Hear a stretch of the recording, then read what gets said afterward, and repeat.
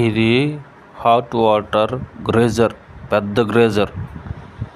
ఇది వెజల్. ఇది 300 లీటర్ల గేజర్.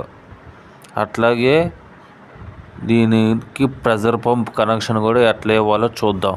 ఈ పీవీసీ పైపు పైన పక్కది ఇన్ఫ్లో, అంటే ట్యాంక్లో నీళ్లు పడేది. తర్వాత ట్యాంక్లో నుంచి నీళ్లు బయటకు వచ్చేది అవుట్ఫ్లో. అది అక్కడి నుంచి ఇట్లా కిందకి దిగి ప్రెజర్ పంప్లో కనెక్షన్ కలుస్తుంది అన్నమాట. చూశారు కదా దగ్గరగా. కిందది ఇన్లెట్, ప్రెజర్ పంప్లోకి వెళ్ళేది. పైది అవుట్లెట్, ప్రెజర్ పంప్లో నుంచి బయటకు వస్తుంది.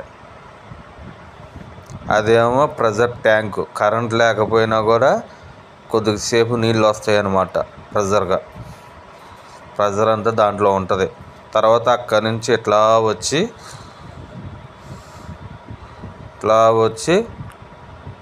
బాత్రూంలో కనెక్షన్ టీఏసి బాత్రూంలో కనెక్షన్ ఇచ్చాను. కింద 6-7 బాత్రూంలు ఉన్నాయి.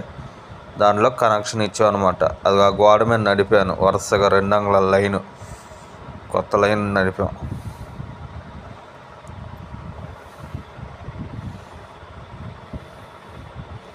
తర్వాత హాట్ వాటర్ వెజల్. ఇది 300 లీటర్ల హాట్ వాటర్ వెజల్. దానికి కనెక్షన్ ఎట్లా ఇవ్వాలో మీకు చెప్తాను. అది అక్కడ టీ ఇచ్చాను కదా, ప్రెజర్ పంప్లో నుంచి వచ్చిన లైన్ అది. అక్కడ ఒక వాల్ ఇచ్చి అక్కడి నుంచి తీసుకొచ్చి కింద కనెక్షన్ ఇచ్చాను. కింద కనెక్షన్ ఇచ్చి పైనుంచి హాట్ వాటర్ వచ్చింది అనమాట. కింద నుంచి ఏమో కోల్డ్ వాటర్ వెళ్ళి పైనుంచి హాట్ వాటర్ వచ్చింది. అది 1 ఇంచ్ పైప్ వేసి ఆ పైపుకి ఏసీ పైపు బ్లాక్ కవర్ తొడిగారు. అది సిపివిసి పైపు. అది ఇట్లాగ తొడిగారు అనమాట. సిపివిసి 1 ఇంచ్ పైప్ వేసి అక్కడి నుంచి అట్లా వెళ్ళి కిందకి దిగి సేమ్గా అయ్యే బాత్రూమ్లకి 8 బాత్రూమ్లకి అట్లాగే బారుగా వేసుకుంటూ వెళ్ళాను 1 ఇంచ్ లైన్.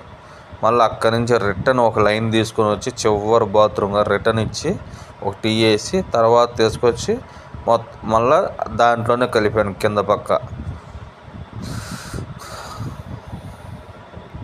ఇది ఎట్లా ఉందో చూపిస్తాను మీకు.